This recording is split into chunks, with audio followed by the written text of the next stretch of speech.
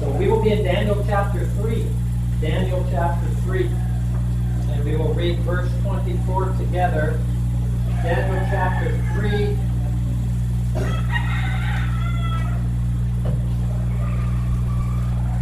And if someone could help open up to Daniel chapter 3 for our visitors, verse 24. And then you can keep your bookmark or your finger there, because we'll be looking at some other verses. Daniel chapter 3. And we'll be in verse 24. Today's message is this. It is step into the fire. Step into the fire.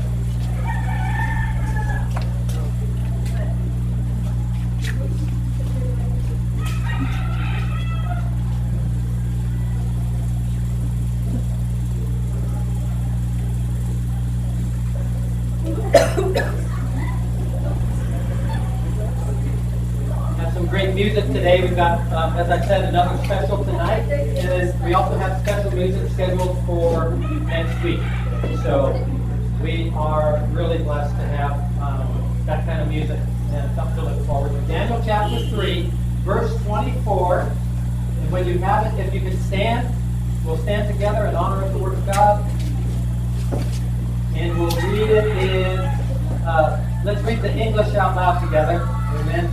And follow along in your Bible. Daniel chapter 3 and verse 24. Ready? Then Nebuchadnezzar the king was astonished and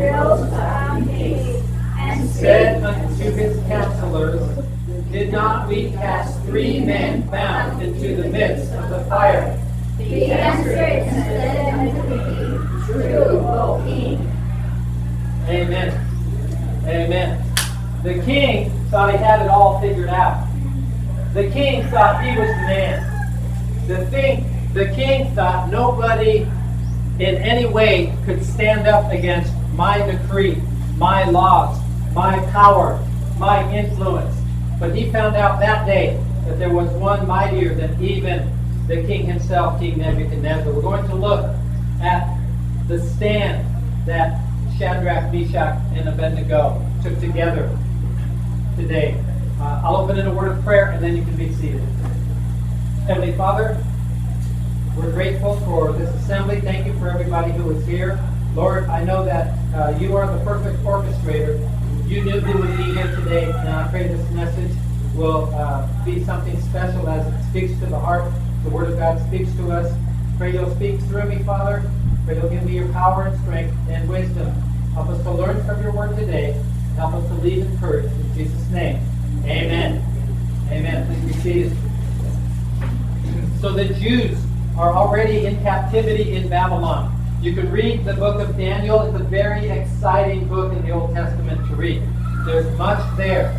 Some of these Jews that were in captive, they're already in high positions in the government.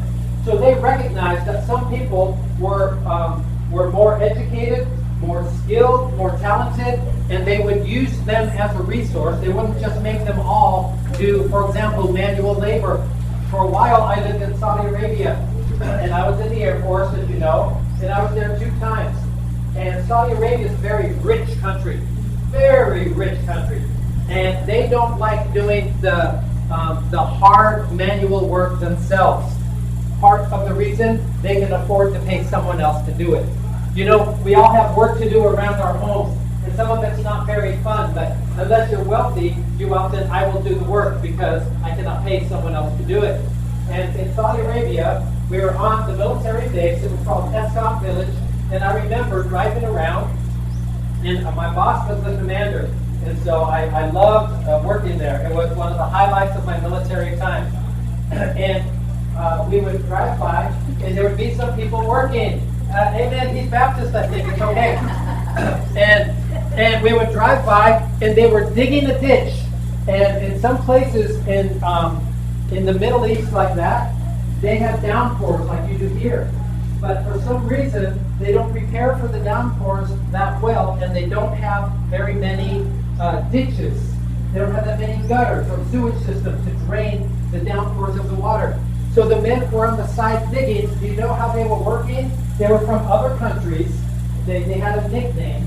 They were called third country not Saudi Arabian. They came from some other country. I don't know which one. And these men were laboring very hard, digging a ditch with sticks. They had sticks to work with. And they were scraping the ground and digging the rocks and using their hands. And that's what they had. That was all that they had. But because someone was so wealthy, that's what they could afford for them to do. They paid them whatever it was, and they did that hard labor with the most basic of tools. Well, you learn in chapter 1 of Daniel that Daniel and his 3 friends, who were renamed Shadrach, Meshach, and Abednego, that they were healthier than most of the other captives because they obeyed God of their fathers. God gave them knowledge, skill, and learning and wisdom above others. And on top of that, Daniel was given the gift to interpret visions and dreams. Remember this, Daniel always gave God the glory for any talent or skill or knowledge that he had. The important thing for us to do is not get full of ourselves, but to understand that if we have an ability, if God can use us, if we can be a help or a blessing to someone else, all glory goes to God the Father. Amen. Daniel and his friends, you remember, they were captured, they were put in captivity, and they were being trained to be productive in this new land. And while they were there, they were offered food that did not agree to the laws of their religious upbringing.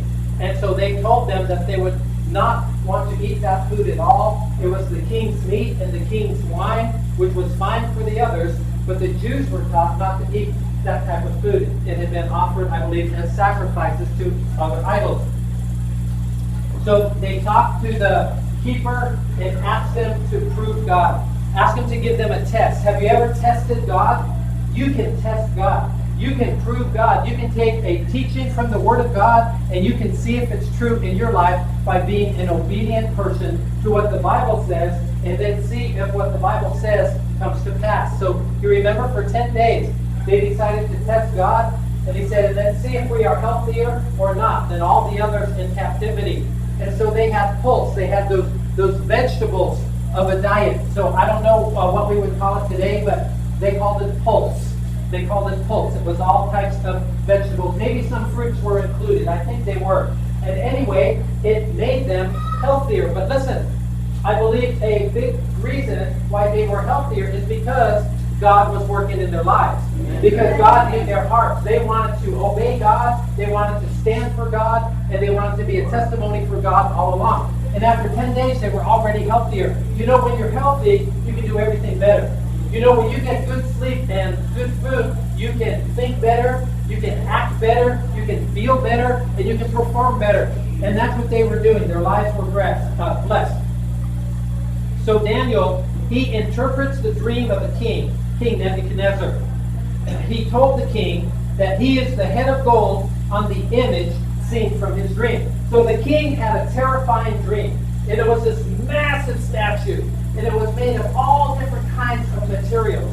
A part was gold, a part was silver, a part was bronze, a part was clay, a part was clay mixed with iron. And it troubled his heart. And nobody could interpret it until Daniel heard about that. And he asked God for the meaning of the dream. And he was the spokesman for God. In chapter 3, the king actually makes an image of that statue after Daniel interprets the dream. That image is about 30 meters tall. Now remember how long ago this was.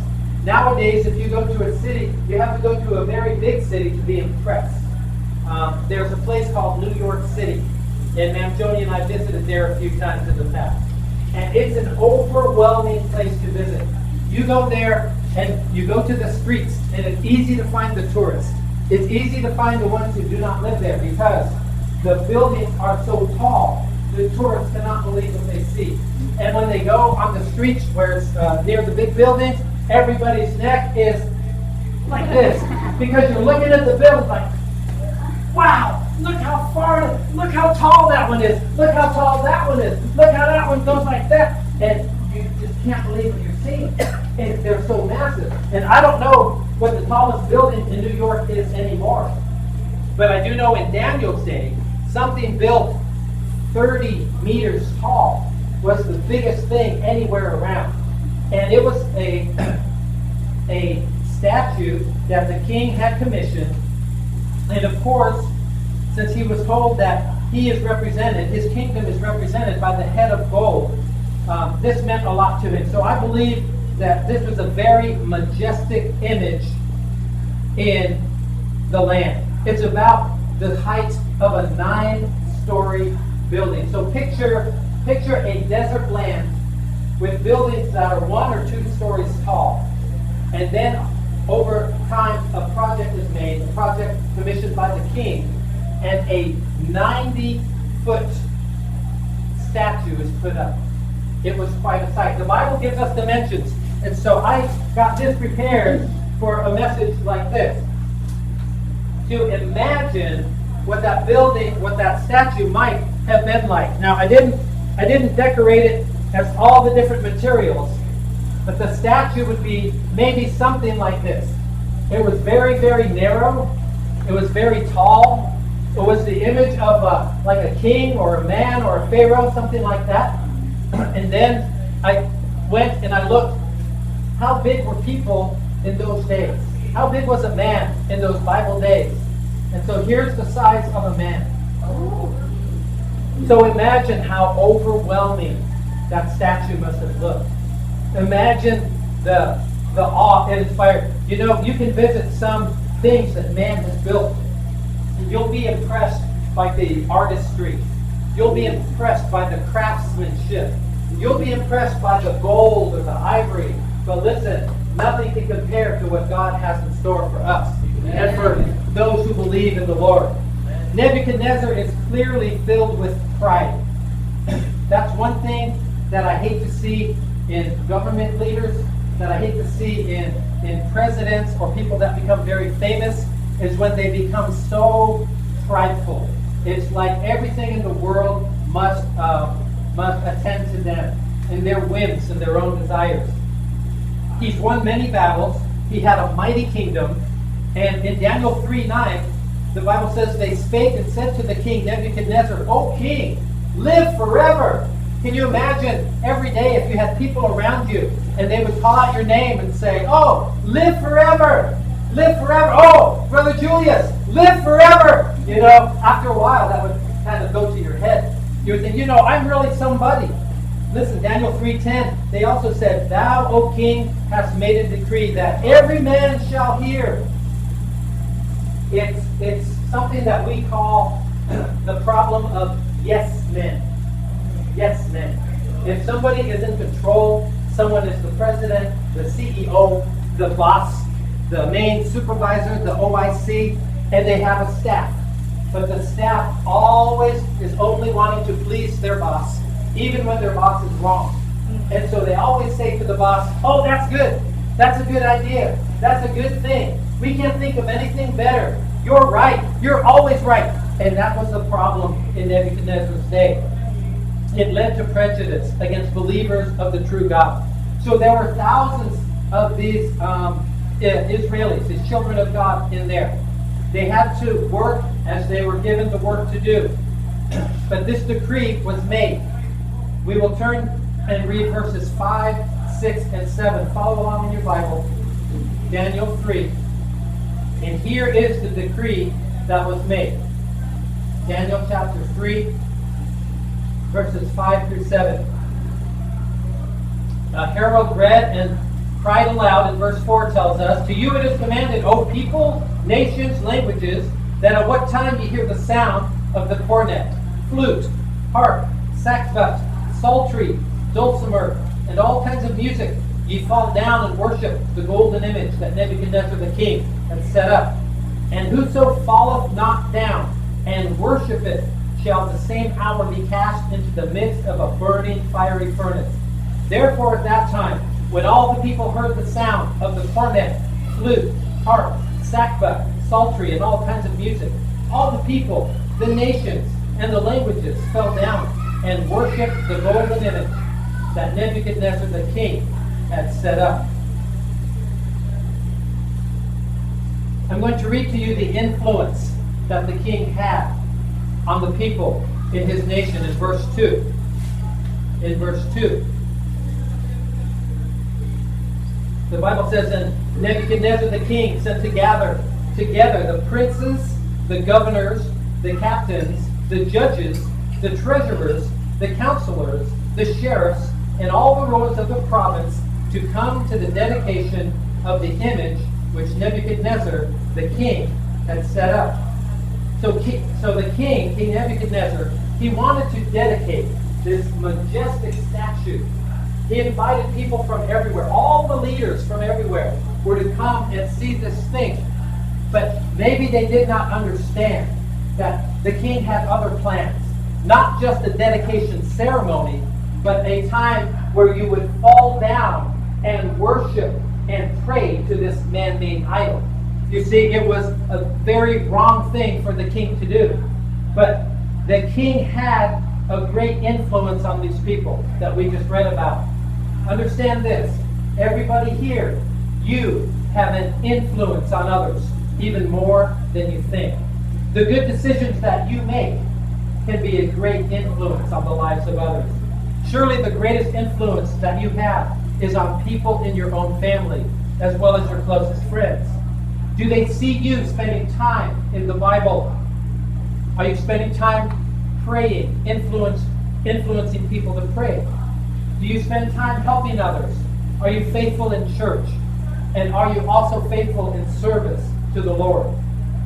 The proclamation was made in verses 4 and 5 to all people, all nations, and all languages. I'll read those verses now. Then the herald cried aloud, to you it is commanded, O people, nations, languages, that at what time ye hear the sound of the cornet, flute, harp, sackbut, psaltery, dulcimer, and all kinds of music, ye fall down and worship the golden image that Nebuchadnezzar the king had set up. Understand, this was an all-inclusive proclamation.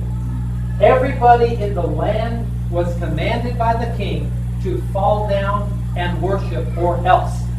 And they all understood what the or else was.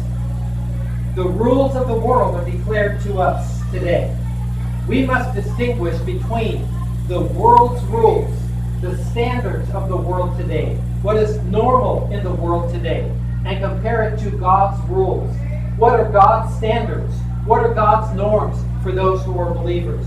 Our duty is to follow God's rules, to follow God's standards, and not those of the world that we live in. Amen? Amen. The music was a key part to the worship of the idol.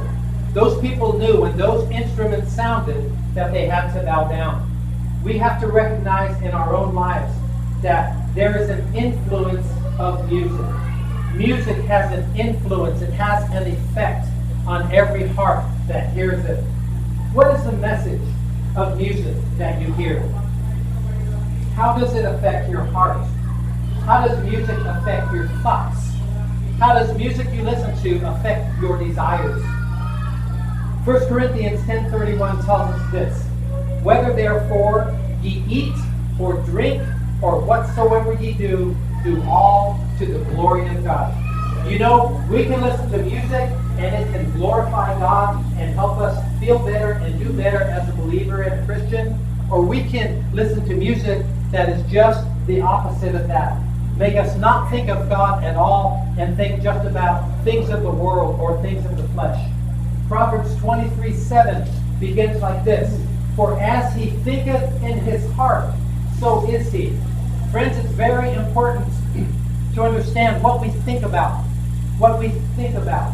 It influences our mood, our heart, and our actions. Ephesians 4:22, that says, that ye put off concerning the former conversation the old man which is corrupt according to deceitful lusts. Before you knew Jesus Christ as your Savior, you were influenced mostly by the world, and that's understandable. But after you believe in the Lord Jesus Christ, we need to leave behind the things concerning the former conversation, the former man, the former woman that you were. Why? Because those things are corrupt. Ephesians 4:23 says this, and be renewed in the spirit of your mind. The Bible teaches that when you're saved, you become a new creation by God. And part of that is your mind needs to be recreated. And your mind needs to find new things to think on and to dwell on. Ephesians 4:24, the Bible tells us, "And that ye put on the new man, which after God is created in righteousness and true holiness." When the Holy Spirit came into your heart, when you asked Jesus to be your Savior, you became a new person, a new creation. And that Holy Spirit within you, that Holy Spirit is righteous, and that Holy Spirit is true holiness. So we need to let that Spirit of God influence our actions and our thoughts and our lives. So there are three who refuse to bow and worship. We're talking about Shadrach, Meshach, and Abednego. Say those with me, please. Shadrach, Meshach, and Abednego. Those are the three main characters besides the king, who is Nebuchadnezzar. They stand strong in their faith. They will not follow the king or the crowd. They stand firm and unmovable. They are unshakable. Their testimony becomes the focus of their enemies. And let me tell you this.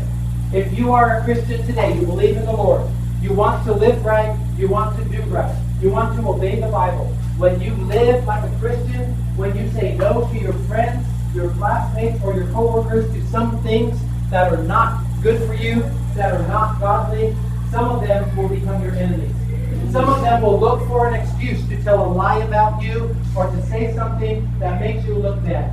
Maybe some will even say, "Oh, I saw him. He'll steal a pen from work every day. He'll take office supplies home." Or they'll use them and then they won't reimburse the company for it. But these three, they knew who they believed in. The Bible says that they stood firm. The three friends are brought before the king, and he gives them one more chance to bow to the image to save their lives. So as you read this chapter in the Bible, they're the only three that stand when the music played. The music played, the image was there. Imagine you're standing with 30,000 other people, and everybody in the world, everybody that you can see, everybody all around this golden image, all the leaders, all the supervisors, all the governors, all the princes, all the sheriffs, everybody, all the judges, everybody, they are all bowing down, but you know it's wrong to bow down. You know it's wrong to bow down. That's the hardest time to stand, when everybody else is bowing down. But these three understood who they were. These three understood who God was.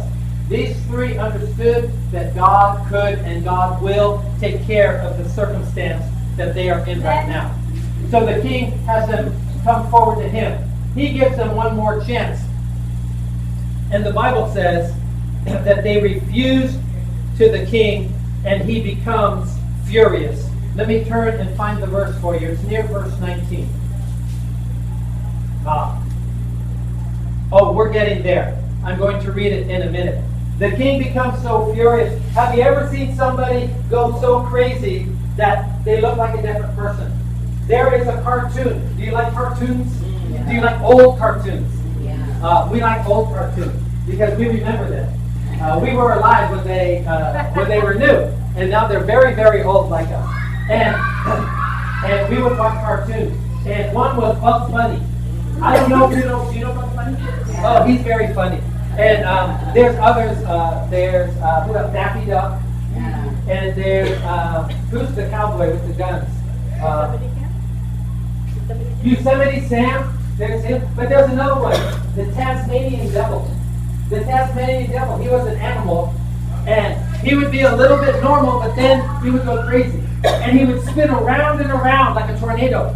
And everywhere he went, it would break it, and it would tear it, and it would mess it up. It's like he would turn into a tornado animal, and he was called the Tasmanian Devil. Well, the king here, he got so upset at Shadrach, Meshach, and Abednego. I believe he never had people tell him no. He never had people say, "No, king, I will not obey your order. I will not follow your request. I will not bow down according to your decree." And they stood strong and firm, and we're going to read about what they said. But inside of him, it sent him into a rage. And I believe he just became red, and he became furious, and he became even violent in his disposition and that he couldn't even breathe properly. And he was just so angry like that. And what a sight that must have been. But they proclaimed their trust in God. So we're backing up to Daniel 3:15. Here's what the Bible says. He says, "But if ye worship not, ye shall be cast the same hour into the midst of a burning, fiery furnace." Listen to his words. He says, "And who is that God that shall deliver you out of my hands?" You see, he has a strong hate. He has a disdain for the God of the believers, for the God of Israel. He doesn't believe that God can help them. He believes he is more powerful than God. There are people in our lives, in our society, that believe God is not real. They don't believe God can intervene. They don't believe that God can perform a miracle. And so he asks them, who is that God that can deliver you? You see, he doesn't think there is such a God. But friends, we know that there is.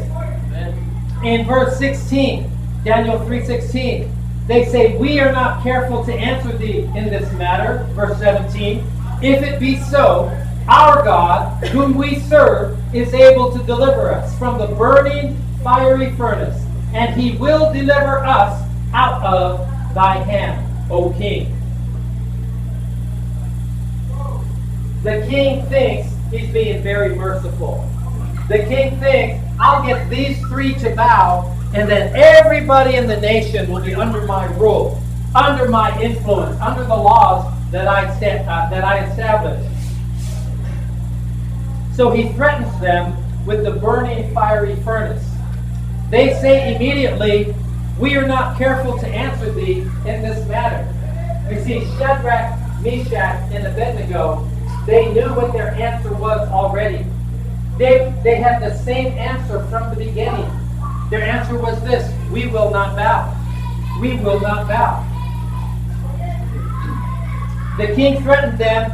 Their answer to him was that our God, whom we serve, is able to deliver us. Whatever circumstances in your life, you serve a God as a believer. As a child of God, you have a God who can make the difference. You have a God who can change the course of the end. You and I serve a God who is able, regardless of our circumstances. They said, if it be so, our God, whom we serve, is able to deliver us from the fiery furnace. All three believed that 100% in their own hearts.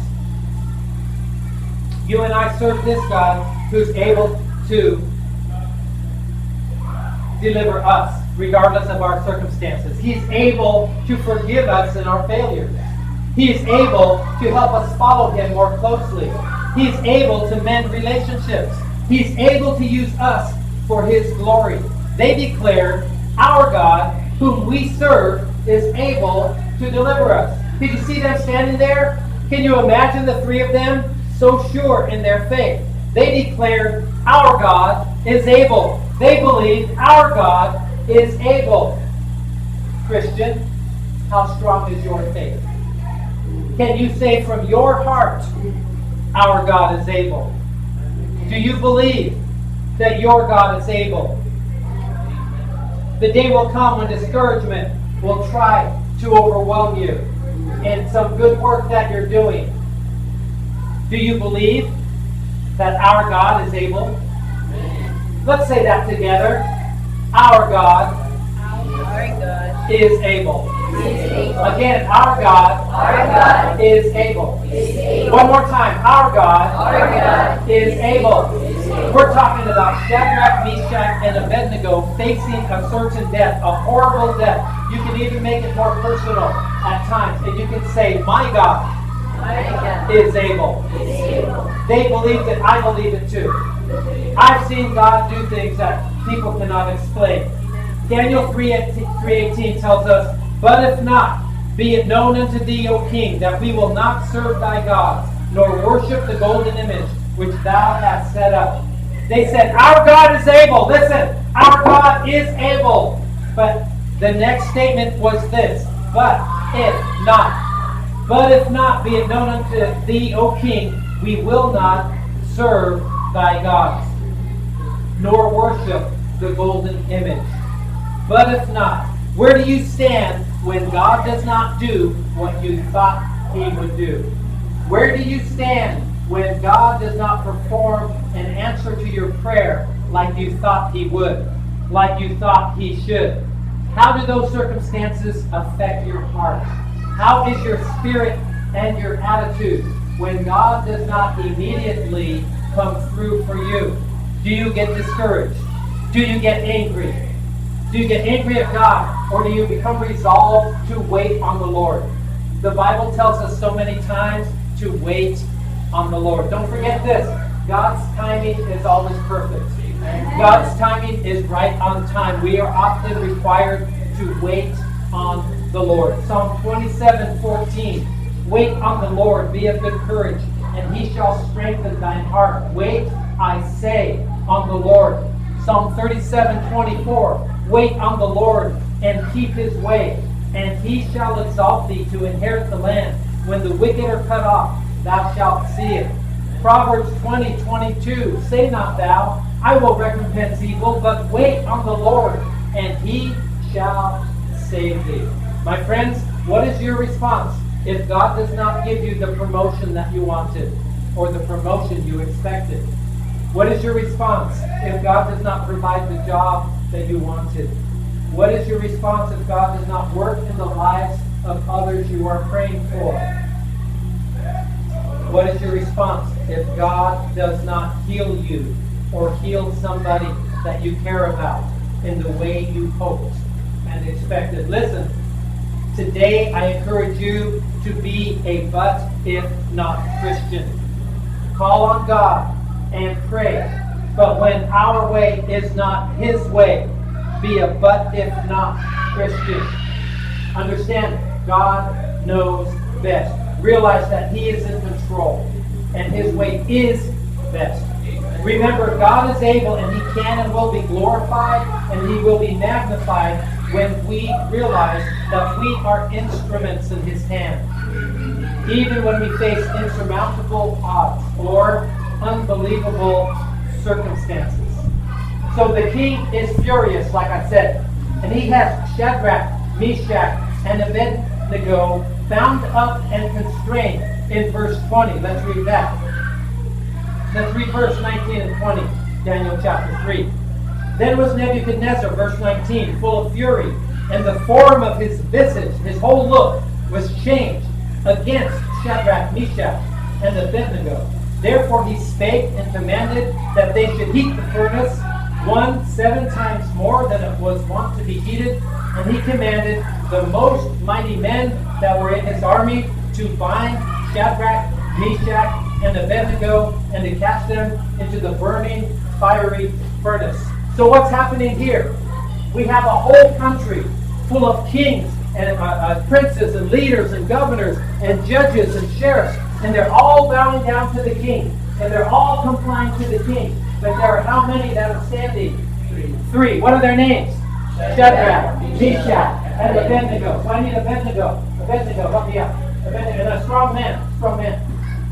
One of the king's strong men. Abednego would not bow down. So the king wanted to show them who's the boss. So you tied him really good. So we don't have time for all 3, but we'll demonstrate with one. He's refusing to obey the king. So imagine those 3 being tied up by the strongest men. Listen, the king had everybody on his side. The king had the army. The king had the National Guard. The king had his personal guard. The king had servants. He's not allowed to speak because he's not obeying the king and believing the king.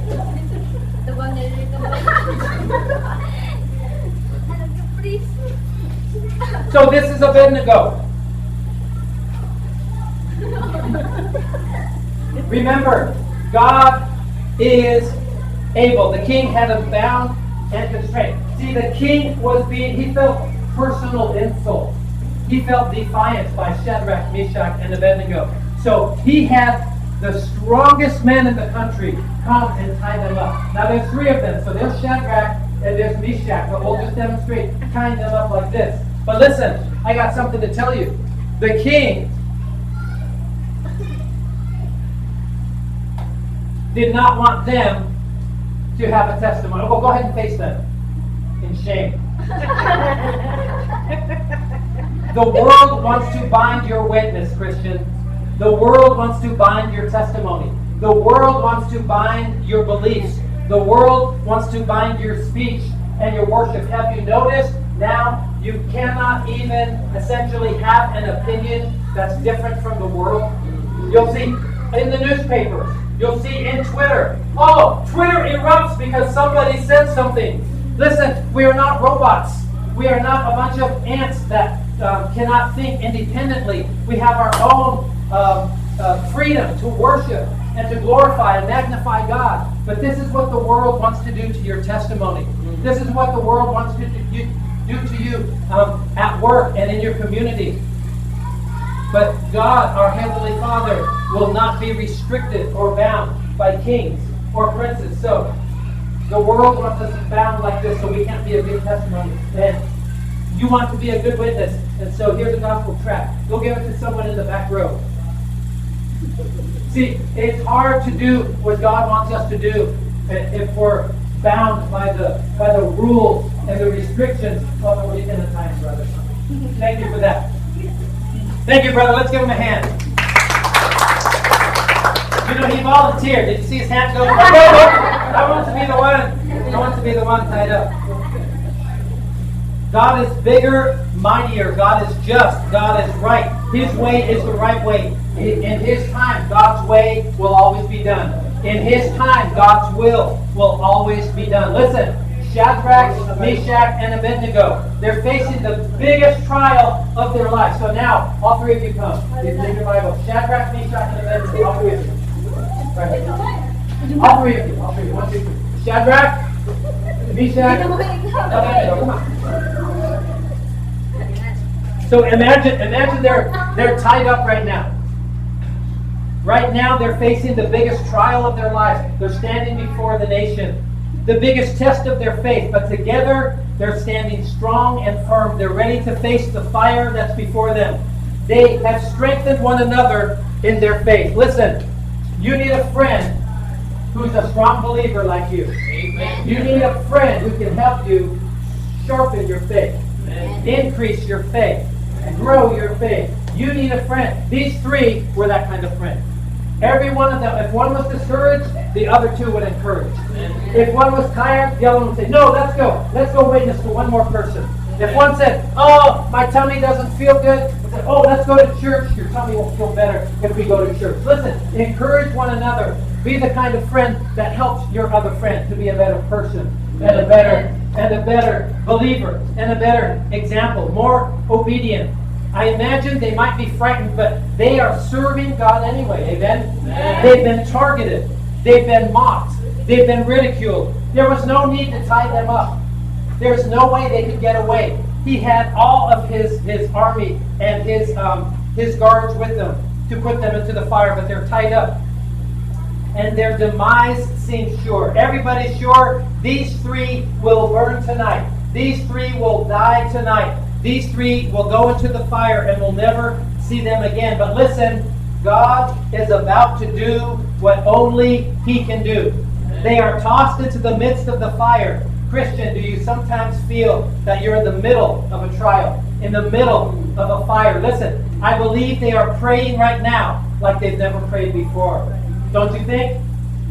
I believe they are worshiping God like they've never worshiped before. In their hearts, in their prayers, they're talking to God like never before. I believe they're consumed with thoughts. He's thinking about meeting God. He's thinking, oh, what is heaven like? He's thinking, oh, I get to see my grandparents who went before me in heaven. I bet it's a beautiful place. I wonder what it's like. The perfect peace and everything that heaven offers. Maybe they're thinking of the promises found in the Word of God. And they're all preparing to meet God as they get thrown in the fire. But as you know, God's Word tells us that Jesus is with them. Turn to Daniel chapter 3 and verse 25.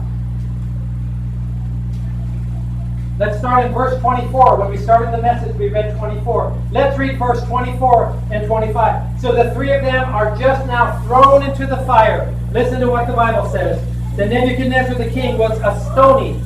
He was shocked and rose up in haste and spake and said unto his counselors, Did not we cast 3 men bound into the midst of the fire? They answered and said unto the king, True, O king. He answered and said, Lo, I see 4 men loose, walking in the midst of the fire, and they have no hurt, and the form of the fourth is like the Son of God. At the moment of the biggest test of their faith, this is what they found out.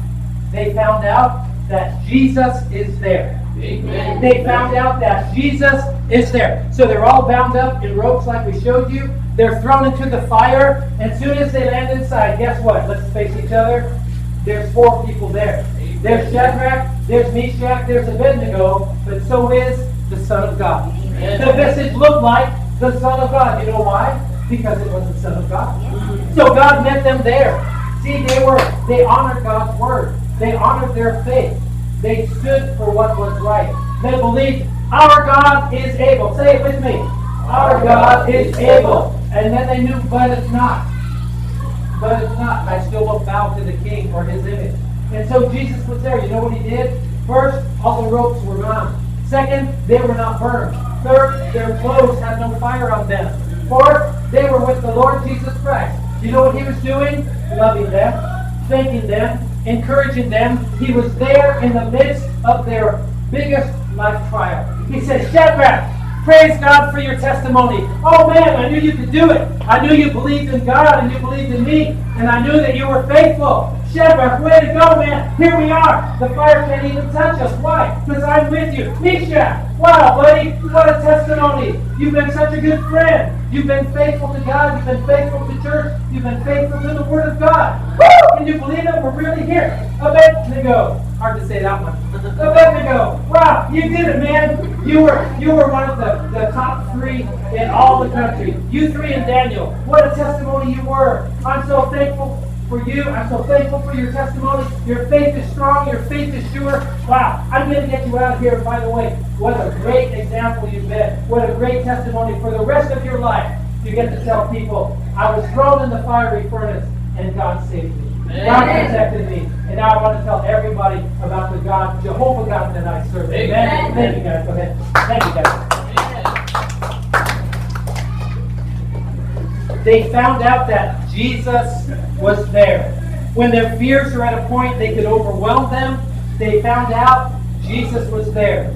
At the time they're most tempted to compromise, they found out Jesus was there. He was there to comfort them, to commune with them, to love them, and to help and reassure them. Their faith was tested literally by fire, and instead of being consumed, they were commended by the Lord Jesus Christ. Amen. What a testimony. What a challenge for us. It's easy for us to give up. It's easy for us to compromise. Listen, verse 27 tells us the fire had no power over them. No burnt clothing, no charred skin, no burnt hair. They did not even have the smell of the smoke on them. How sweet is that? As a result of their testimony, guess what? The whole nation was turned to God. The whole nation turned to the true and living God. Listen, when we stand for God and for right, when you know what you're doing is right, listen, take another step forward.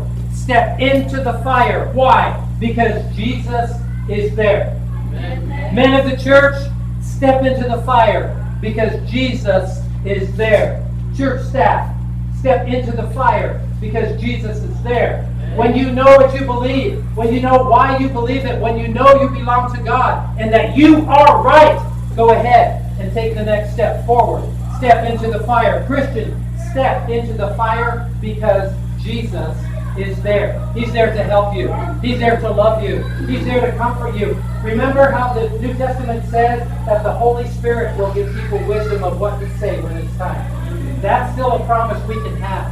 God will give you help and wisdom when it's time to be a testimony for Him. Today, let's remember, as a child of God, the Lord is always with us to help us, to encourage us, to strengthen us, when we need it. The only way they could stand as they did is because they were sure of their relationship with God. The only way we could stand a trial like these three did is for us to be sure of our relationship with Jesus Christ. Let's do this. Let's stand together. Get ready for the invitation time. Stand together. The music will play in a minute. Heads bowed and eyes closed as we get ready to pray. Think about this. Listen to my voice. The Bible is clear that we all must realize that we are a sinful people and that we need a Savior. That God sent His Son Jesus into this world to pay the penalty for our sins, to offer us forgiveness. If we will trust Him and receive Christ for forgiveness, God will accept us. If you are not 100% sure that you belong to the Lord, that you are saved, I invite you to come forward at the invitation time, and we will get somebody to show you from the Bible how you can be sure of that decision. If you want to make a promise to God today, resolve it in your heart. Number one, that you will stand when it's time to stand. That you will do right when it's time to do right. And if necessary, step into the fire. You can pray about that. Don't forget to trust in God during these times of trials. God will help you. God will deliver you. As the music plays this morning, if you made any decisions for the Lord, if you would like someone to pray for you, just come forward and we'll have someone talk with you. Whatever the need is today, understand this. I want to be a believer who will stand for the Lord. And when God doesn't come through, when I think He will, I need to be a but if not Christian and continue trusting in God and His timing. As the music plays today,